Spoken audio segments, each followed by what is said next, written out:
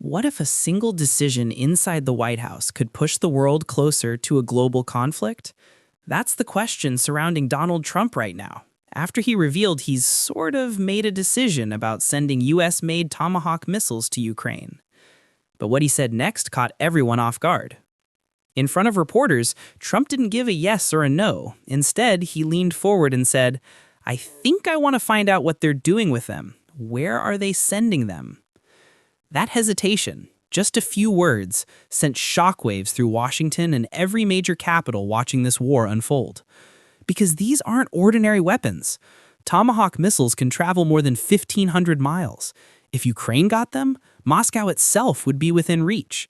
And that's exactly why this moment feels so dangerous. Ukraine's President Zelensky has been begging the US to approve the sale. Russia's Vladimir Putin, on the other hand, has already issued a warning, saying that if Washington allows it, it would destroy Moscow's relationship with the US. So when Trump said he wants to ask some questions first, it wasn't just cautious diplomacy, it was a signal that he knows one wrong move could light a fuse no one can control. The world's waiting for his answer, but one thing is clear: the next words out of Trump's mouth could shape the next chapter of this war, and possibly history itself.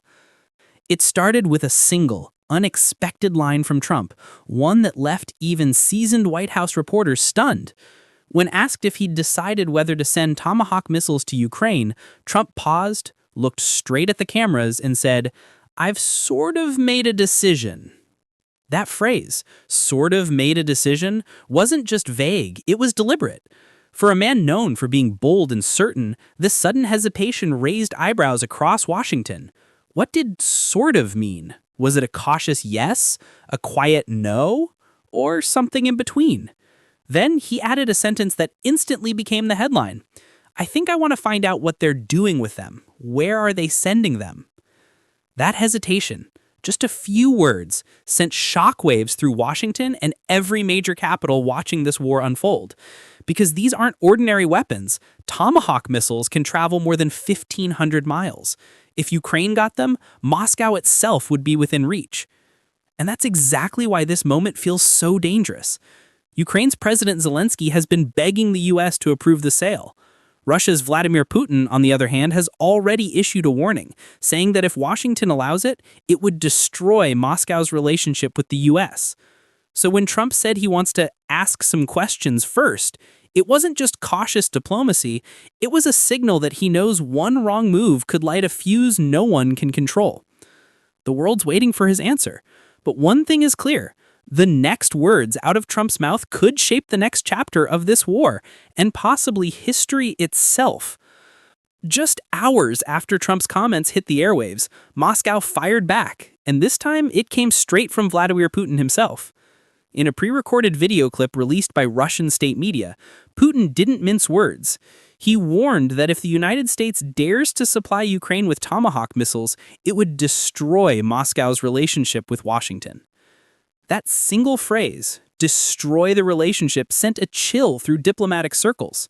It wasn't an empty threat.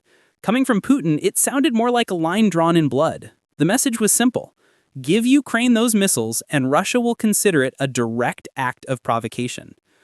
Within hours, the clip went viral. News anchors replayed it on a loop. Analysts debated whether Putin was bluffing or genuinely preparing for retaliation. Some called it political theater, others called it a serious warning of what could come next: escalation, sanctions, maybe even a direct standoff. For context, Tomahawk missiles aren't defensive toys. They're precision-guided, long-range cruise missiles capable of reaching over 2,500 kilometers. To put it simply, if Ukraine got them, it could strike deep inside Russian territory, even Moscow itself. That kind of range changes everything, not just for Ukraine, but for the balance of power in Europe. For months, Ukraine has been pleading for these weapons, arguing that without stronger long-range firepower, it can't defend itself from relentless Russian attacks. European allies, too, have been pressuring Washington to approve the transfer. But Trump's words hinted at hesitation, at least for now. Some inside the administration describe this as Trump's pause moment. He's weighing not only the military impact, but also the political and global consequences. because giving Ukraine the green light could push Russia past the point of diplomacy. And just like that, one reporter's question turned into an international flashpoint. Trump's uncertainty became front-page news.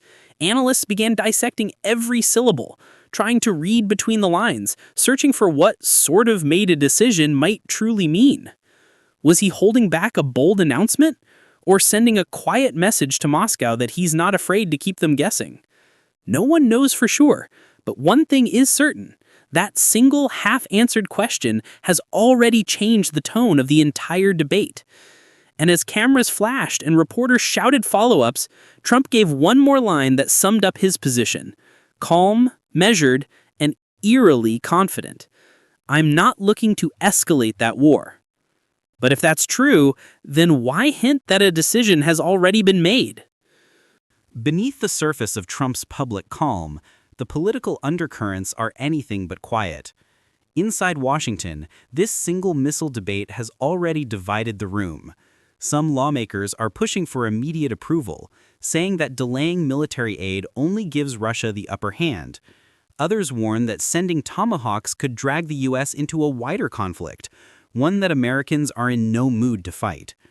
This split isn't new, but it's sharper now. On one side, foreign policy hawks claim Trump's hesitation signals weakness, suggesting that the U.S. is afraid to stand up to Putin. On the other, isolationists and conservative strategists applaud his restraint, saying he's protecting American interests first and refusing to be pressured by global politics. And then there's the media storm.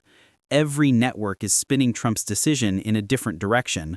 One headline calls it strategic diplomacy, another labels it dangerous indecision. Each angle fuels a different audience, feeding into the polarized narrative that defines modern politics. But it's not just media chatter. The stakes go far beyond TV panels. In Europe, NATO allies are watching closely. Some fear that Trump's slow approach might weaken the West's united front against Moscow. Others quietly admit they're relieved. They don't want to see a full-scale confrontation between nuclear powers either. Meanwhile, back home, public opinion is fractured. Polls show Americans are torn. Many sympathize with Ukraine, but fear another endless war that costs billions and stretches across years. For Trump, it's a delicate balancing act. Look strong without appearing reckless. Stay cautious without looking weak. Political strategists believe he's reading the room. The upcoming election looms large, and Trump knows every move he makes abroad echoes loudly at home. If he plays this right, he can sell it as leadership through restraint.